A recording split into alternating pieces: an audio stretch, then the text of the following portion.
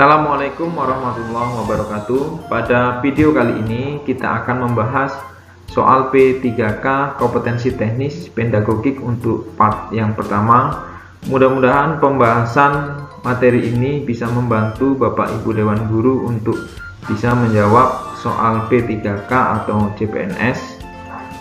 Kita langsung saja ke pembahasan soal P3K kompetensi teknis pedagogik. Soal yang nomor 1, pada rancangan pembelajaran terdapat contoh kompetensi dasar, yaitu mengidentifikasi jenis, sifat, dan fungsi bahan alam dari tanaman untuk produk karya seni rupa dan kriya. Maka rumusan indikator yang bisa dikembangkan guru pada tingkatan kognitif mencipta atau C6 yang tepat adalah: A. Mengelompokkan bahan alam dari tanaman pandan dan produk karya seni rupa. B. Menyebutkan fungsi tanaman pangan untuk produk karya seni rupa. C. Menjelaskan sifat tanaman pandan untuk produk karya seni rupa. D. Membedakan sifat tanaman pandan dengan tanaman suci untuk produk karya seni rupa. E. Membuat produk karya seni rupa dari tanaman pandan. Kita langsung saja ke pembahasan. Untuk menjawab soal tersebut, peserta atau Bapak Ibu Dewan Guru harus memahami tingkatan kognitif dengan kata kerja operasionalnya. Contohnya, di situ ada tingkat kognitif C1 mengingat. Contoh kata kerja operasionalnya adalah menyebutkan, menghafal, mengetahui, menuliskan, dan memberi label. C2 memahami. Kata kerja operasionalnya adalah membedakan, menerangkan, mengartikan, merangkum, mengelompokkan. Lalu C3 adalah menerapkan. Kata kerja operasionalnya adalah melaksanakan, melakukan, melatih, membiasakan, membedakan, menyelesaikan, menggunakan. C4 menganalisis. Contoh kata kerja operasionalnya adalah memilih, menata, menyeleksi, mendiagnosa, mengedit, menguraikan. C5 mengevaluasi. Kata kerja operasionalnya adalah membuktikan, memisahkan, menguji, mengukur, mengkritik, memvalidasi, memonitor. Lalu C6 adalah mencipta. Kata kerja operasionalnya adalah membangun, membentuk, membuat, menamakan, menampilkan, memperjelas, menemukan, dan menyusun. Nah, kata kerja operasional membuat itu termasuk dalam tingkatan kognitif C6. Nah, ini membuat ya. Nah, membuat itu ada di pilihan yang mana? Kita lihat dulu yang A coba. Yang A itu kata kerja operasionalnya adalah mengelompokkan. Lalu yang B adalah menyebutkan. Yang C adalah menjelaskan, yang D adalah membedakan, yang E adalah membuat. Jadi yang sesuai dengan pertanyaan yaitu pada tingkatan kognitif C6 yaitu membuat adalah jawaban yang E, yaitu membuat produk karya seni rupa dari tanaman pandan. Maka jawabannya adalah E. Soal nomor 2, pada sebuah rancangan pembelajaran RPP tertulis contoh rumusan indikator komponen, yaitu menjelaskan kondisi operasi sistem dan komponen perangkat keras jika seorang pendidik akan menyusun menjadi tujuan pembelajaran. Maka rumusan yang tepat adalah: A.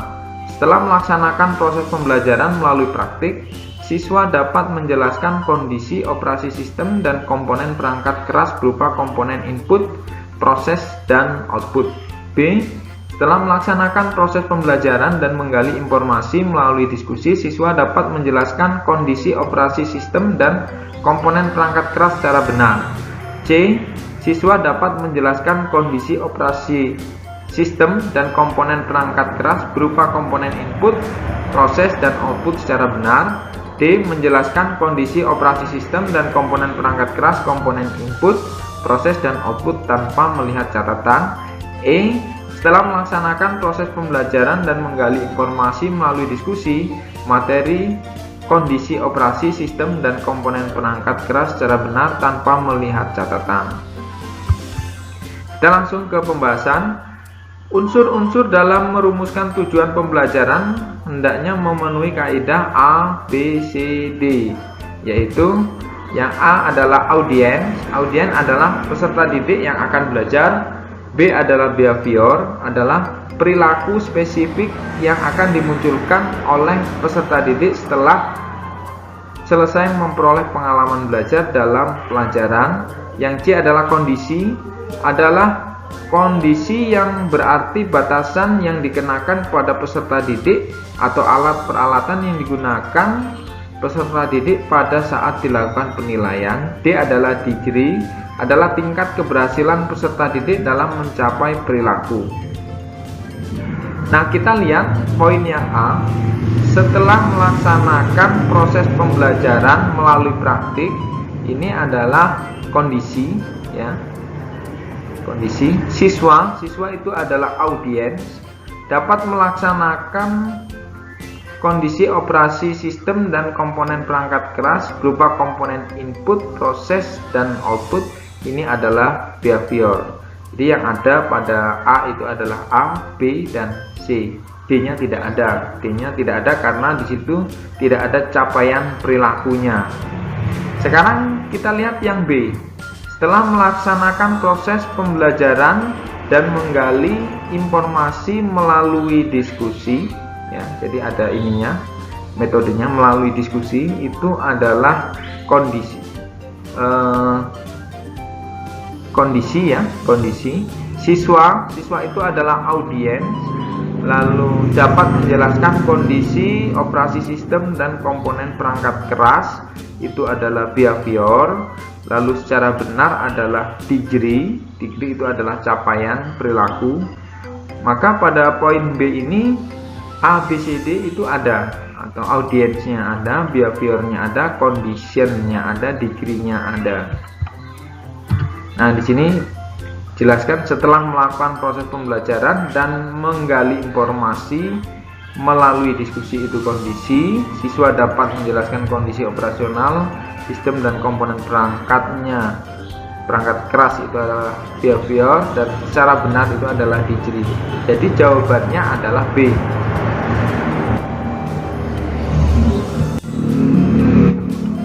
Selanjutnya kita ke soal nomor 3. Pada saat menyusun perencanaan pembelajaran pokok materi tentang unggas, seorang guru merumuskan tujuan pembelajaran agar siswa dapat mendefinisikan hewan unggas, mengelompokkan dan membedakan jenis-jenis unggas. Adapun pilihan strategi pembelajaran untuk menjelaskan materi kepada siswa tersebut, yaitu strategi pembelajaran deduktif, mendasarkan tujuan dan strategi pembelajaran tersebut mencerminkan ragam pengetahuan yang jenisnya. A adalah fakta, B adalah prosedur, C adalah keterampilan, D adalah konsep, E adalah prinsip. Berikut berupa tabel untuk mempermudah dalam menentukan jenis materi. Nah, di sini ada penjelasannya, pengertian fakta. Ya. Fakta, indikator hasil belajar yang harus dikuasai siswa adalah apabila siswa diminta untuk menyebutkan nama, kapan, di mana suatu peristiwa terjadi. Lalu untuk konsep, apabila siswa diminta untuk mengemukakan definisi, membedakan dua hal, mengklasifikasikan. Lalu yang prosedur adalah apabila siswa diminta untuk menjelaskan langkah-langkah pemecahan suatu persoalan menurut prosedur tertentu. Lalu yang prinsip adalah apabila siswa diminta untuk menjelaskan hubungan antar berbagai konsep sebab akibat. Selanjutnya adalah keterampilan apabila siswa diminta untuk membuat sesuatu. Lalu yang aspek efektif apabila siswa diminta memilih dan melakukan sikap tertentu terhadap suatu kejadian. Lalu aspek motorik apabila siswa diminta untuk melakukan kegiatan menggunakan anggota badan. Nah, pada soal di situ nomor 3 itu yaitu kita baca lagi, pada saat menyusun perencanaan pembelajaran pokok materi tentang unggas, seorang guru merumuskan tujuan pembelajaran agar siswa dapat mendefinisikan hewan unggas, mengelompokkan dan membedakan jenis unggas. Nah, ini kita bisa memilih pada yang sudah saya jelaskan tadi, termasuk fakta, konsep, prosedur, prinsip, keterampilan, aspek atau aspek motorik. Nah, tujuan pembelajaran yang diminta itu yaitu mendefinisikan hewan unggas, mengelompokkan dan membedakan jenis-jenis unggas, termasuk jenis materi berupa konsep. Jadi itu adalah konsep. Jawabannya adalah D.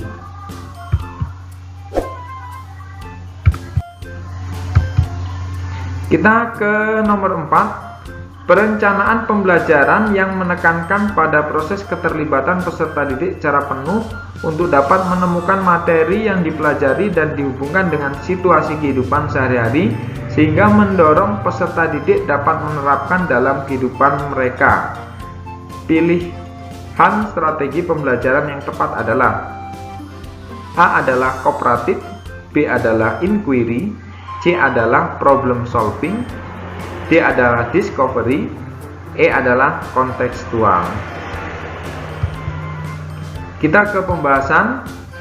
Untuk menjawab soal di atas harus memahami model-model pembelajaran dan karakteristiknya. Yang pertama adalah kooperatif. Kooperatif adalah suatu strategi pembelajaran yang terstruktur secara sistematis di mana siswa-siswa bekerja sama dalam kelompok-kelompok kecil dengan anggota antara 4 sampai 5 orang secara heterogen untuk mencapai tujuan-tujuan bersama. Problem solving merupakan kerangka konseptual tentang proses pembelajaran yang menggunakan masalah-masalah real dalam kehidupan nyata, bersifat tidak tentu, terbuka, dan mendua untuk merangsang dan menantang siswa berpikir kritis dan memecahkannya. Inquiry adalah proses untuk memperoleh dan mendapat informasi dengan melakukan observasi atau eksperimen guna mencari jawaban maupun memecahkan masalah terhadap pertanyaan atau rumusan masalah dengan menggunakan berpikir kritis dan logis. Discovery learning adalah model pembelajaran yang melibatkan siswa secara aktif untuk mencari dan menyelidiki suatu permasalahan sehingga siswa dapat menyimpulkan konsep dari pembelajaran yang telah dipelajari. Lalu kontekstual adalah contextual teaching and learning adalah konsep belajar yang mengaitkan antara materi yang diajarkan dengan situasi siswa nyata siswa dan mendorong siswa membuat hubungan antara pengetahuan yang dimilikinya dengan penerapan dalam sistem kehidupan mereka sehari-hari. Maka jawaban yang tepat adalah E, kontekstual. Kita lihat yang nomor 5. Seorang guru merancang evaluasi dengan mendasarkan pada indikator dan tujuan pembelajaran yang sudah ditentukan di RPP. Evaluasi tersebut dimaksudkan untuk menentukan hasil dan kemajuan belajar siswa. Maka jenis evaluasi yang tepat oleh guru adalah A, evaluasi formatif, B, evaluasi sumatif, C ada evaluasi selektif, D, evaluasi diagnostik, E adalah evaluasi penempatan. Kita langsung ke pembahasan. Jenis evaluasi berdasarkan tujuan. Situ ada evaluasi diagnostik adalah evaluasi yang ditujukan untuk menelaah kelemahan-kelemahan siswa beserta faktor-faktor penyebabnya. Evaluasi selektif adalah evaluasi yang digunakan untuk memilih siswa yang paling tepat sesuai dengan kriteria program kegiatan tertentu. Evaluasi penempatan adalah evaluasi yang digunakan untuk menempatkan siswa dalam program pendidikan tertentu yang sesuai dengan karakteristik siswa. Evaluasi formatif adalah evaluasi yang dilaksanakan untuk memperbaiki dan meningkatkan proses belajar dan mengajar. E adalah evaluasi sumatif adalah evaluasi yang dilakukan untuk menentukan hasil dan kemajuan belajar siswa. Jadi berdasarkan definisi di atas, maka jawaban yang benar adalah B, yaitu evaluasi sumatif.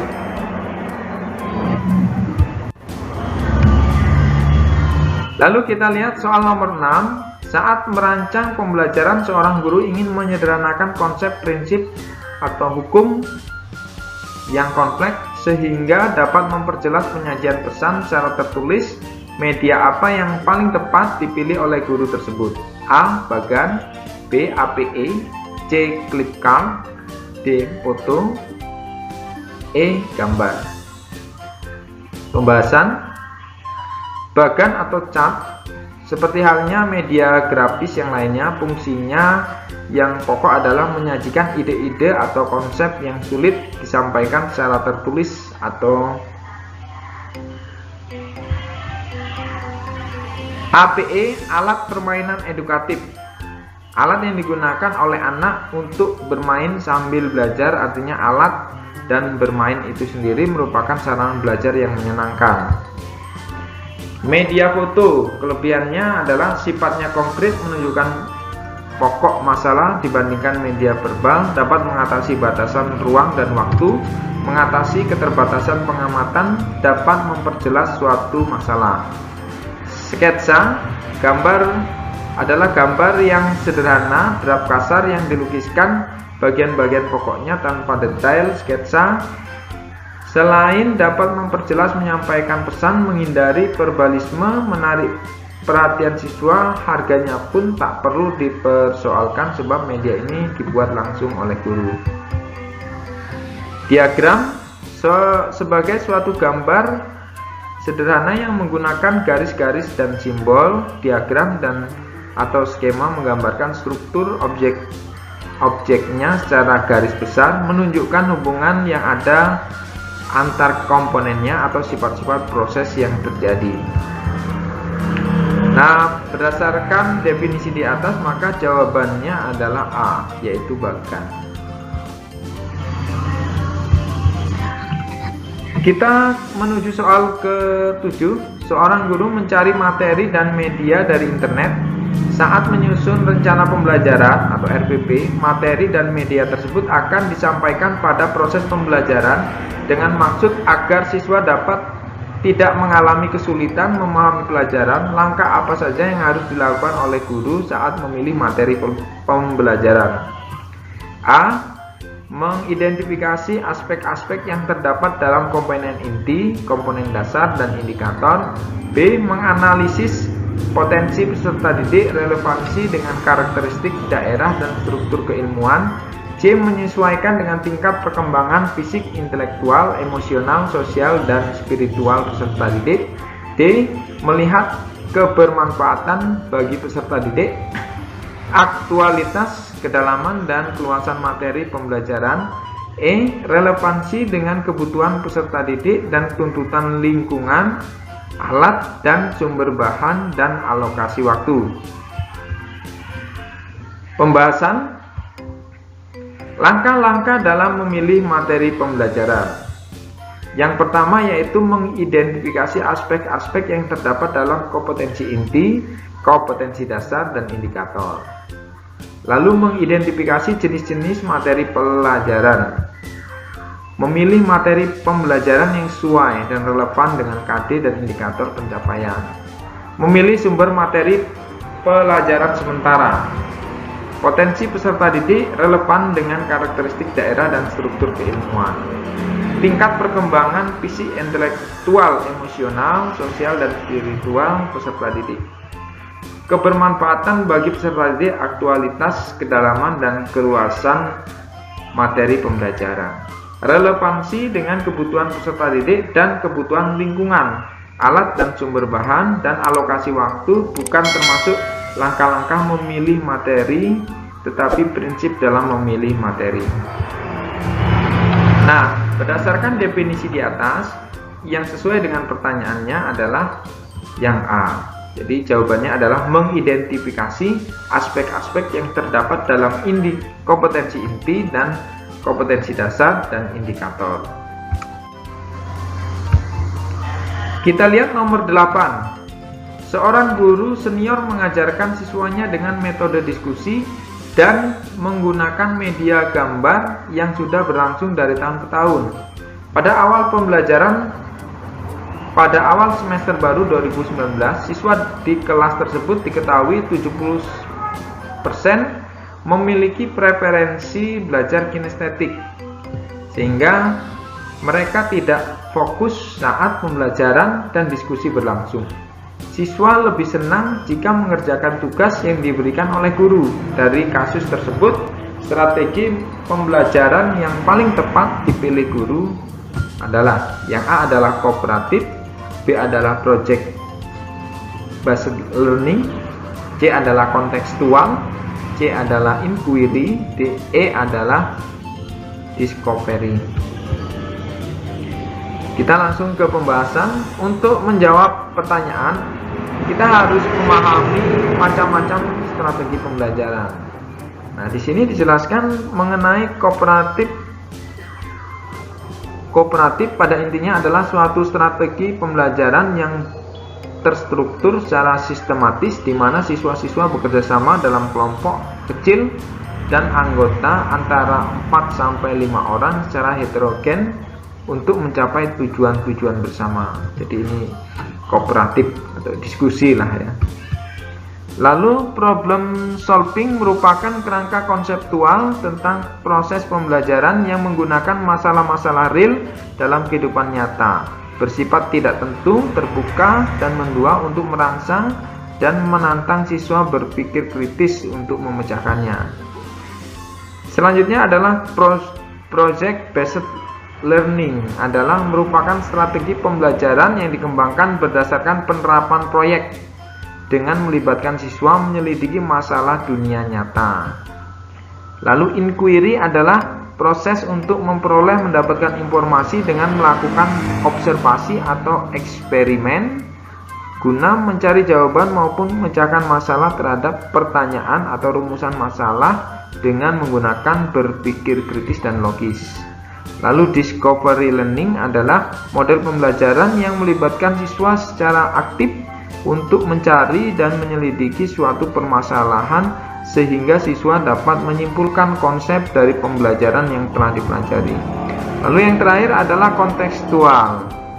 Contextual teaching and learning adalah konsep belajar yang membantu guru mengaitkan antara materi yang diajarkannya dengan situasi dunia nyata siswa dan mendorong siswa untuk membuat hubungan antara pengetahuan yang dimilikinya dengan penerapan dalam kehidupan mereka sehari-hari.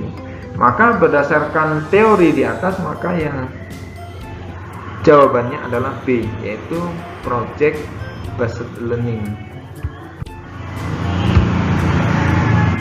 Nomor 9, di sekolah seorang guru menulis beberapa aturan seperti dilarang menginjak rumput dan mencoret-coret meja. Hal ini merupakan pembiasaan kepada peserta didik agar berkembang kecerdasan A. naturalis, B. kinestetis, C. visual spasial, D. verbal linguistik, E. logis matematis. Pembahasan pembelajaran di kelas yang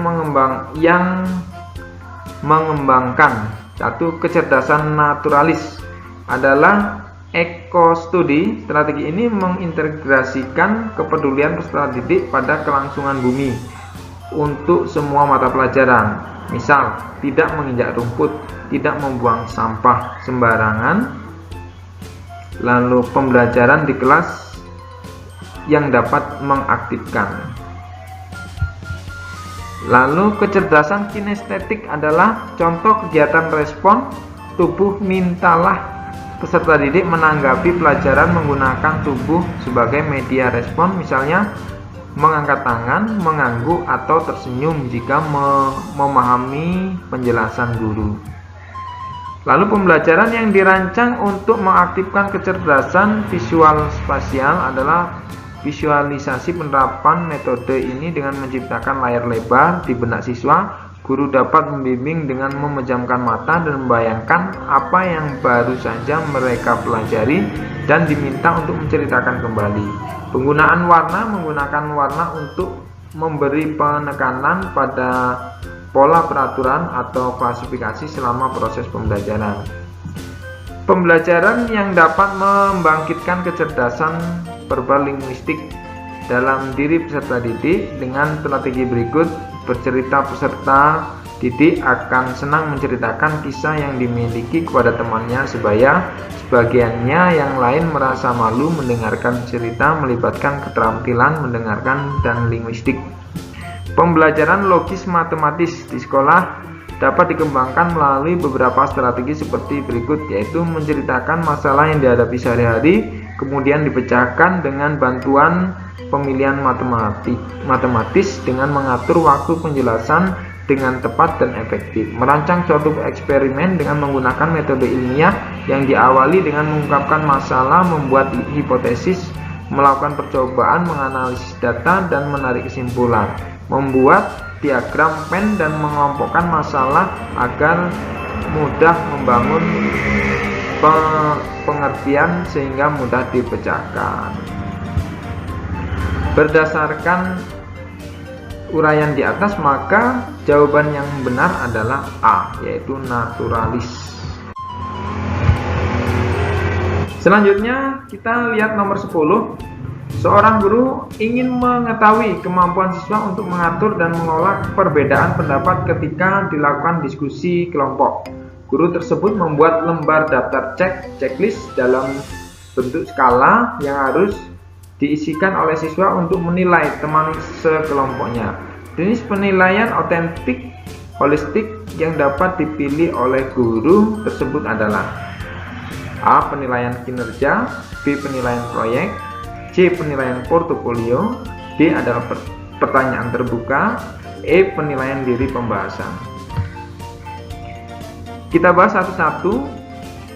Penilaian kinerja disebut sebagai penilaian untuk kerja, performance assessment. Bentuk penilaian ini digunakan untuk mengukur status kemampuan belajar peserta didik berdasarkan hasil kerja dari suatu tugas.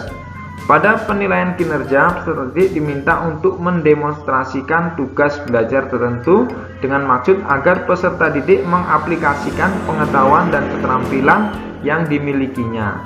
Instrumen yang dapat digunakan untuk merekam hasil belajar pada penilaian kinerja ini antara lain daftar cek. Penilaian proyek. Proyek assessment adalah bentuk penilaian yang ditunjukkan dalam bentuk pembebasan tugas kepada peserta didik secara berkelompok. Penilaian ini difokuskan pada penilaian terhadap tugas belajar yang harus diselesaikan oleh peserta didik dalam periode atau waktu tertentu. Penilaian portofolio merupakan salah satu penilaian otentik yang dikenakan pada sekumpulan karya peserta didik yang diambil selama proses pembelajaran dalam kurun waktu tertentu. Karya-karya ini berkaitan dengan mata pelajaran dan disusun secara sistematis dan terorganisir.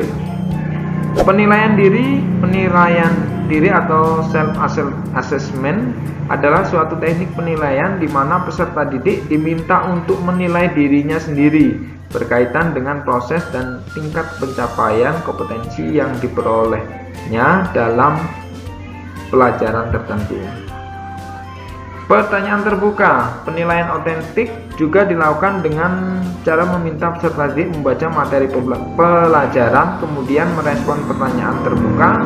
Penilaian ini lebih difokuskan terhadap bagaimana peserta didik mengaplikasikan informasi daripada seberapa banyak peserta didik memanggil kembali apa yang telah diajarkan.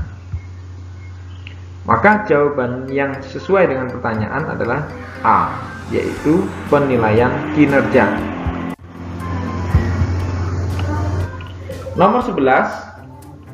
Jika guru memberikan penugasan kepada siswa yang bertujuan mengukur kemampuan dalam menghasilkan karya tertentu dan dilakukan secara berkelompok, maka jenis penilaian otentik yang tepat adalah pembahasan.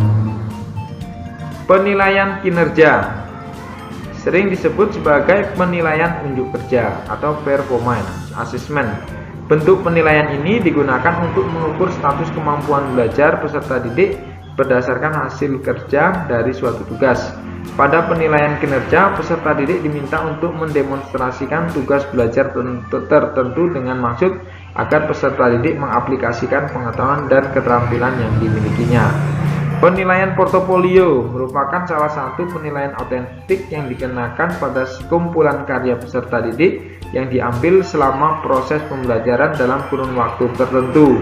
Karya-karya ini berkaitan dengan mata pelajaran dan disusun secara sistematis dan terorganisir. Penilaian proyek asesmen adalah bentuk penilaian yang diwujudkan dalam bentuk pemberian tugas kepada peserta didik secara berkelompok. Lalu ada jurnal belajar, merupakan rekaman tertulis tentang apa yang dilakukan peserta didik berkaitan dengan apa-apa yang telah dipelajari. Jurnal belajar ini dapat digunakan untuk merekam dan meringkas aspek-aspek yang berhubungan dengan topik-topik kunci yang dipelajari. Penilaian diri atau self-assessment adalah suatu teknik penilaian di mana peserta didik diminta untuk menilai dirinya sendiri berkaitan dengan proses dan tingkat pencapaian kompetensi yang diperolehnya dalam pembelajaran tertentu. Maka yang sesuai dengan jawab pertanyaan nomor 11 adalah yang C, yaitu penilaian proyek. Nomor 12. Pada akhir pembelajaran, siswa diminta untuk mendemonstrasikan tugas belajar yang diberikan guru dengan tujuan agar siswa tersebut mengaplikasikan kemampuan keterampilan yang dimilikinya dan guru dapat menilai kompetensinya. Instrumen yang dapat dipilih oleh guru untuk merekam hasil belajar adalah A. Daftar cek, B. Benar salah, C. Pilihan ganda, D. Menjodohkan, D. Jawaban bebas. Pembahasan. Penilaian kinerja sering disebut sebagai penilaian unjuk kerja atau performance assessment. Bentuk penilaian ini digunakan untuk mengukur status kemampuan belajar peserta didik berdasarkan hasil kerja dari suatu tugas. Pada penilaian kinerja, peserta didik diminta untuk mendemonstrasikan tugas belajar tertentu dengan maksud agar peserta didik mengaplikasikan pengetahuan dan keterampilan yang dimilikinya. Instrumen yang dapat digunakan untuk merekam hasil belajar pada penilaian kinerja antara lain daftar cek, checklist, catatan anekdot, narasi, dan skala penilaian atau rating scale. Maka jawabannya adalah yang A, yaitu daftar cek. Kita menuju nomor 13. Sebagian siswa mengalami kesulitan menjawab soal tes pilihan ganda yang disusun oleh guru. Hal tersebut disebabkan materi dalam soal sebagian belum dipelajari oleh siswa, karena materi tersebut seharusnya diberikan pada pertemuan berikutnya. Hal yang seharusnya dilakukan guru dalam menyusun soal tes pilihan ganda pada aspek materi yaitu A. Soal harus sesuai dengan indikator, B. Pokok soal harus dirumuskan secara jelas, C. Pilihan jawaban harus homogen dan logis, D. Panjang rumusan pilihan jawaban relatif sama, E. Butir tes tidak tergantung pada jawaban sebelumnya. Pembahasan. Untuk membahas soal ini, kita lihat analisis secara teoritis adalah telaah soal yang difokuskan pada aspek materi, konstruksi, dan bahasa. Penelaahan kualitas soal bentuk objektif pada aspek materi dimaksudkan untuk mengetahui apakah materi yang diujikan sudah sesuai dengan kompetensi atau hasil belajar yang ditetapkan, dan apakah materi soal sudah sesuai dengan tingkat atau jenjang kemampuan berpikir beserta tes, serta apakah kunci jawaban sudah sesuai dengan isi pokok soal. Maka jawaban yang sesuai adalah soal harus sesuai dengan indikator atau kompetensi yang akan dicapai. Nomor 14. Seorang guru mencari materi dan media dari internet saat menyusun rencana pembelajaran. Materi dan media tersebut akan disampaikan pada proses pembelajaran dengan maksud agar siswa tidak mengalami kesulitan memahami pelajaran. Langkah apa yang harus dilakukan oleh seorang guru saat memilih materi pelajaran? A. Mengidentifikasi aspek-aspek yang terdapat dalam komponen inti, kompetensi dasar, dan indikator. B. Menganalisis kompetensi peserta didik, relevansi dengan karakteristik daerah dan struktur keilmuan. C. Menyesuaikan dengan tingkat perkembangan fisik, intelektual, emosional, sosial, dan spiritual peserta didik. D. Melihat kebermanfaatan bagi peserta didik, aktualitas, kedalaman, dan keluasan materi pembelajaran. E. Relevansi dengan kebutuhan peserta didik dan tuntutan lingkungan, alat, dan sumber bahan, dan alokasi waktu. Pembahasan langkah-langkah dalam memilih materi pelajaran. Yang pertama adalah mengidentifikasi aspek-aspek yang terdapat dalam kompetensi inti, kompetensi dasar, dan indikator. Yang kedua adalah mengidentifikasi jenis-jenis materi pelajaran. Yang ketiga, memilih materi pembelajaran yang sesuai dengan relevansi, dengan KD, dan indikator capaian. Yang keempat adalah memilih sumber materi pelajaran sementara. Yang kelima adalah potensi peserta didik, relevansi dengan karakteristik daerah dan struktur keilmuan. Yang selanjutnya adalah tingkat perkembangan fisik, intelektual, emosional, sosial, dan spiritual peserta didik. Selanjutnya, kebermanfaatan bagi peserta didik, aktualitas, kedalaman, dan keluasan materi pembelajaran. Selanjutnya adalah relevansi dengan kebutuhan peserta didik dan tuntutan lingkungan, alat dan sumber bahan, dan alokasi waktu. Bukan termasuk langkah-langkah memilih materi, tetapi prinsip dalam memilih materi. Maka jawaban yang sesuai untuk pertanyaan di atas adalah yang A, yaitu mengidentifikasi aspek-aspek yang terdapat dalam kompetensi inti, kompetensi dasar, dan indikator. Soal nomor 15. Hasil penilaian akhir yang dilakukan oleh guru diketahui beberapa siswa telah memenuhi ketuntasan belajar, dan ada juga siswa yang belum memenuhi kriteria ketuntasan belajar. Berdasarkan pada kasus tersebut, guru dapat melakukan tindak lanjut hasil penilaian yang dapat dimanfaatkan untuk beberapa hal berikut merupakan pemanfaatan hasil penilaian oleh guru, kecuali memperbaiki program pembelajaran, menyelenggarakan program remedi bagi siswa yang hasilnya rendah, menyelenggarakan proses pengayaan bagi siswa yang hasilnya tinggi, mengadministrasikan hasil penilaian, menyusun laporan hasil penilaian. Pembahasan. Hasil tes atau hasil penilaian dapat digunakan untuk mengetahui kemampuan dan perkembangan peserta didik dalam menerapkan pengetahuan dalam tugas tertentu.